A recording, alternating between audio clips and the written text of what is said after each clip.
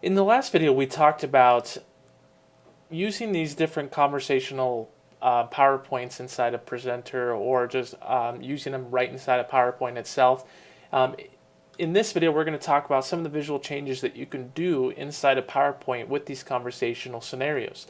Now, a couple things to keep in mind is once I have a conversational scenario downloaded and opened up inside of PowerPoint, I can come into PowerPoint, whether it be on a Mac or a PC, and then I can just select one of these people pictures and I can move these around. So it allows me to basically position these people pictures in any way that I want. I can also come into the Format tab and I can add different types of backgrounds. So if I wanted to, I can add a picture effect, come down to shadow, and let's add a drop shadow around that person. And that way it makes the person kind of stick out a little bit more. Or I can have the drop shadow kind of behind them a little bit, so you can see that the light, the reflection, you want it to make it look a little bit different. You can do that as well.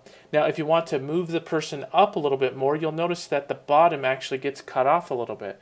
That's because these people pictures have been cropped a little bit. If you needed to change that crop, you just come over to the right hand side and click on crop, and this allows you to adjust the crop. You'll notice that this people picture is actually a lot bigger than what it shows, so I could move this down and just adjust the crop to how I want. So if I needed to move that person up to the side or whatever I wanted to, I can do that.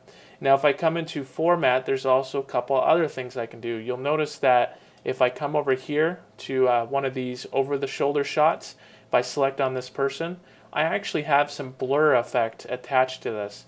And you can do different artistic effects. Right now we have the blur effect selected, but there's also other effects that you can do with these types of scenarios. You also have the background. You can change the background. If you wanted to remove that table, you can go ahead and select that table, hit delete, and then you can also remove or replace the background or zoom up on the background. If you wanted to have a different kind of pose, you would have to adjust the people pictures as well.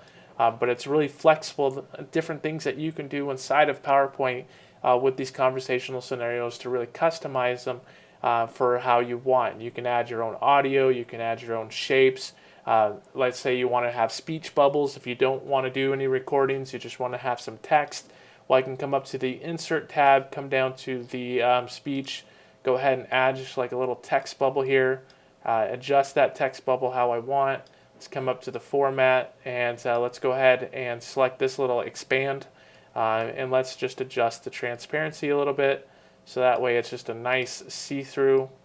To do that on both sides of the gradient, but now it's just a nice see-through area that I can place text over.